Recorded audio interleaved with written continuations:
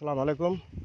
বড় বৈদ্যনাথপুর, কামারপাড়া, বিরল দিনাজপুর, 11 নং পলাশবাড়ি। এই যে দেখেন আমাদের মসজিদে যে অবস্থা দেখেন, আর্থিকভাবে আমরা খুব সংকটে আছি। আর বিশেষ করে কেউ যদি মসজিদ মানে একটা নির্মাণ করে দিতে চান তাহলে ইনশাআল্লাহ আলহামদুলিল্লাহ করতে পারেন। আর আহ, এই যে দেখেন আমরা বাথরুম বানাচ্ছি বা টয়লেট, যা যেটা হোক, আমরা এখনও কাজ করতে পারতেছি না। যাক, যদি পারেন, যতটুকু পারেন ইনশাআল্লাহ করবেন। আমরা যে বাথরুমের স্ল্যাব বসাইছি, এখনও ঘেরতে পারি নাই, আর্থিকভাবে খুব সংকটে আছি। বিশেষ করে যে মসজিদটা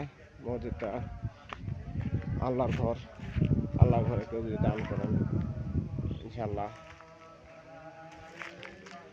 ইনশাআল্লাহ। ঠিক আছে, আসসালামু আলাইকুম।